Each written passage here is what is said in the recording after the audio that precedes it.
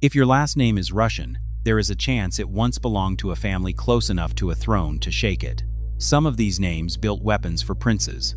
Others fled into exile after crossing the wrong ruler. One name on this list did not just serve a dynasty. It became the dynasty, ruled an empire for 3 centuries, and ended in one room in 1918, with a mystery DNA science took almost a century to close. If that name is yours, you are not just Russian. You may be carrying the final chapter of an empire. Number 10. Kuznetsov. It means son of a blacksmith, and that sounds like the most ordinary trade imaginable, the kind of name you'd expect to carry no real weight at all. But in Russian towns and villages, blacksmiths were not simply craftsmen working alone in a shed at the edge of town. They were tied directly to the princes and boyars who needed weapons, tools, and horseshoes for entire armies on campaign, and guild-style smithing communities grew wealthy and protected precisely because rulers could not survive a single campaign season without them keeping every blade sharp and every horse shod. Families carrying this name were historically associated with exactly this kind of leverage, a trade too essential to be ignored by even the most powerful lords in the region. Tax rolls and town records preserve the name attached to smithing quarters in cities across Old Russia, districts that show up again and again in municipal records for centuries. That is not a small detail. Building the weapon is one kind of leverage, quiet and essential to everyone above you. Carrying it into border territory is an entirely different kind, and it was named for an animal every frontier family understood instinctively. Number 9. Volkov. The old form points to wolf, and this was rarely a gentle nickname handed out in casual affection. Wolf names in old Slavic naming traditions were often given specifically to border families and warriors, men who guarded frontier territory, where the state's protection thinned out considerably, and survival depended on being feared by outsiders as much as respected by neighbors.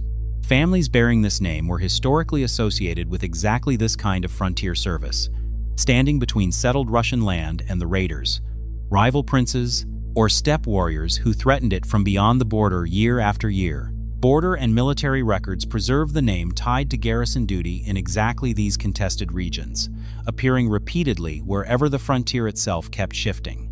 Most people never hear that part. Guarding a border on the ground is one kind of service, earned through years of exposure to danger most people never faced. Circling above one, instead, on a leash held by a czar, belonged to a very different family entirely. Number 8. Sokolov, falcon. In the Russian court, falconry was not simply a noble pastime enjoyed on quiet afternoons. Tsar Alexei, father of Peter the Great, was personally obsessed with falconry, maintaining an enormous royal mews staffed year-round and treating skilled falconers as valuable court servants entrusted with birds worth more than most estates in the countryside. A family carrying this name was historically associated with exactly that kind of specialized court service, close enough to the ruler's private world to matter a great deal, without ever holding a noble title themselves or appearing in the grand court registers of the aristocracy. Court records from the era preserve payments and privileges granted to falconry households, a paper trail most ordinary servants never left behind. That is a different kind of power than a sword, quiet and constant rather than loud and decisive. Serving a czar from the shadow of the court is one path to influence. What the family ahead achieved went much further than that. For a brief while, one of its own actually wore the crown. Number 7. Godunov. This is where the list stops speculating and starts naming documented history with dates historians still argue over. Boris Godunov, born into a noble but not royal family with no direct claim to the throne by blood, rose through years of careful court service to become the actual ruling Tsar of Russia from 1598 to 1605.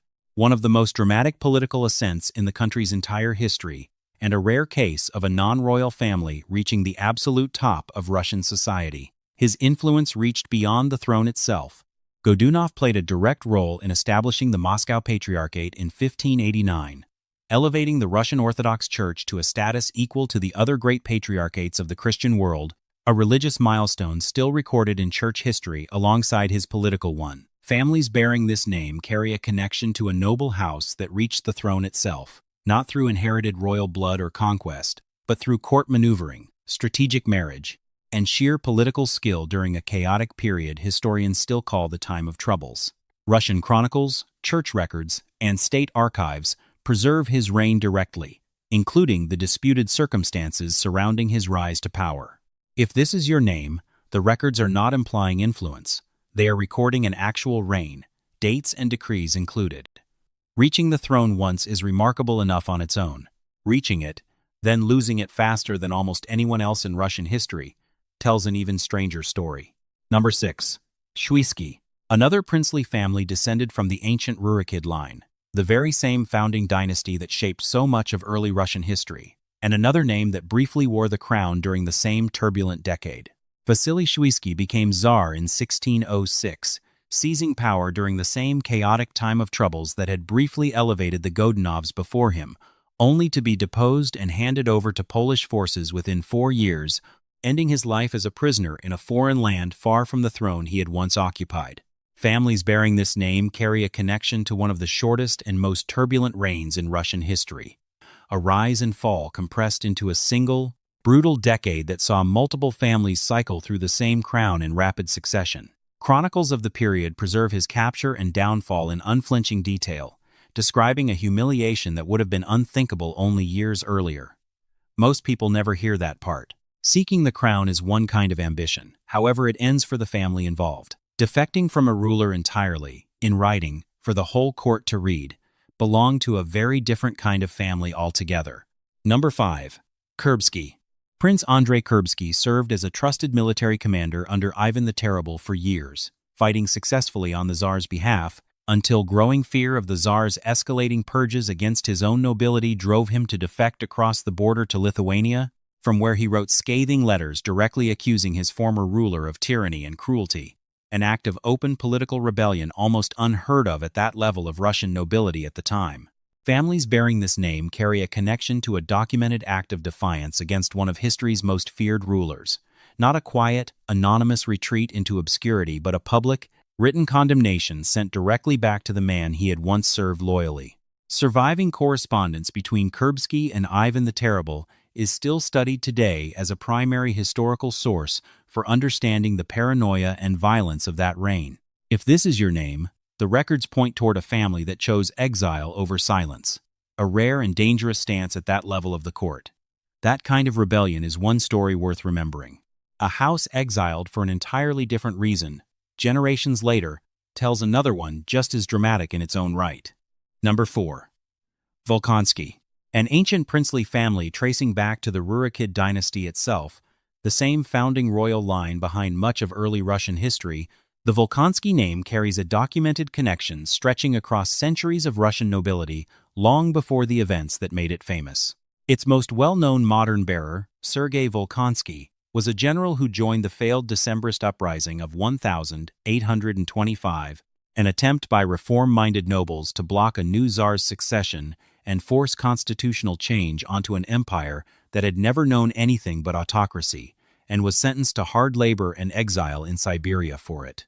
His wife, Maria Volkonskaya, famously chose to follow him into that exile rather than remain behind in comfort at court, a decision that turned her into a symbol of loyalty still remembered in Russian literature and history today. Families bearing this name carry a connection to nobility willing to risk everything, including generations of accumulated privilege, against the very throne it had served for so long.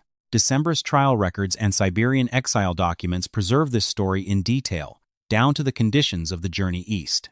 Risking everything against a throne your family had served for generations is one kind of reversal. Reaching back into an entirely different royal bloodline altogether is a different kind of surprise, and it belongs to the family that follows.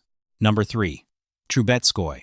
This princely house does not trace back to Russian rulers at all, but to the Gedominid dynasty of Lithuania, a completely separate line of medieval kings, later absorbed into Russian nobility through marriage, territorial shifts, and centuries of political realignment between two rival powers that spent generations alternating between war and uneasy alliance.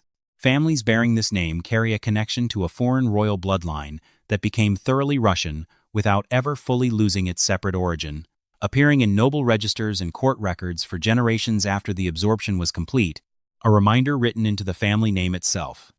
That is the twist worth sitting with before moving any further. Not every powerful Russian name started out Russian at all, and some of the oldest ones in the empire actually began somewhere else entirely. Genealogical and court records preserve this Lithuanian royal connection directly, tracing the line back through documented marriages and land transfers. Most people never hear that part. A foreign bloodline absorbed quietly over centuries is one kind of twist. Getting close enough to the ruling family to end up inside one of its darkest secrets is a very different and far more dangerous kind. Number 2. Yusupov.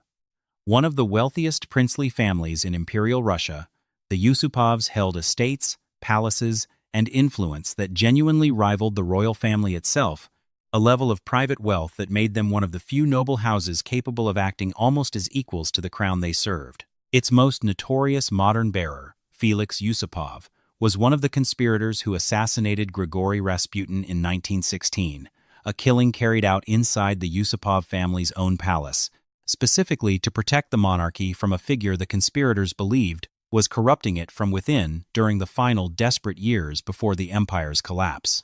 Families bearing this name carry a connection to a documented act of violence at the absolute center of the empire's final unraveling years, an act that ultimately failed to save the very dynasty it was meant to protect. Yusupov's own later memoirs, written in exile after the revolution stripped his family of everything, along with Russian court investigations from the period, preserve the events of that night in remarkable detail. And now we arrive at the name that did not try to save the empire from the shadows. It was the empire. Number 1. Romanov.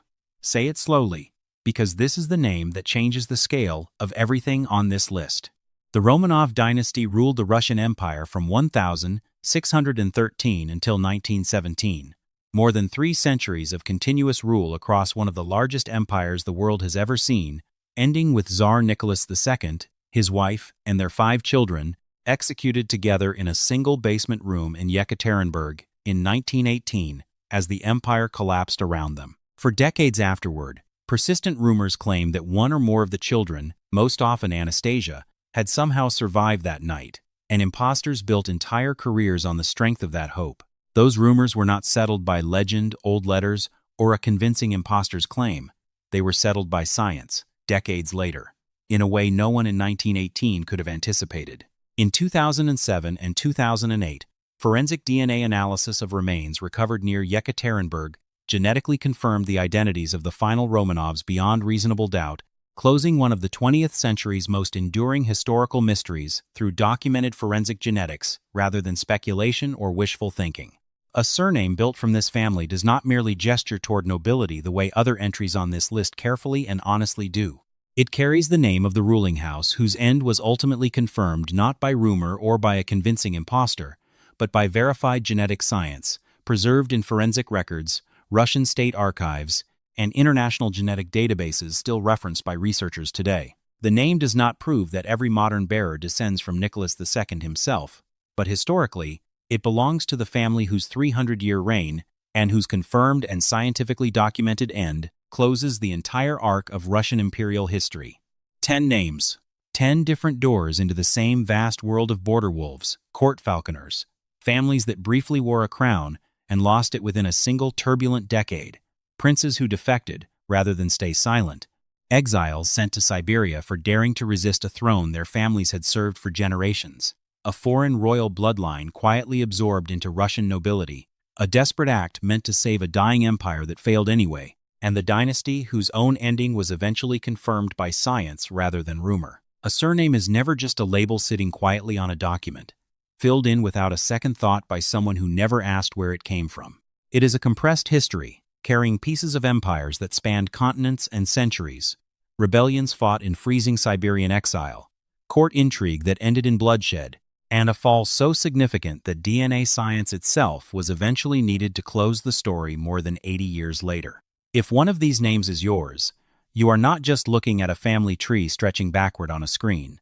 You are looking at a fragment of an empire, a rebellion, or a fall that changed the world, carried forward by people who never called themselves historians, just survivors who kept a name alive through revolution, exile, and the slow rebuilding of ordinary life afterward. Comment your surname below, along with the region your family traces back to, and tell me which forgotten name, dynasty, or empire you want decoded next. Because somewhere out there, another ordinary name is still waiting to be traced all the way back to a court, a battlefield, or the final hour of an empire that once stretched across an entire continent.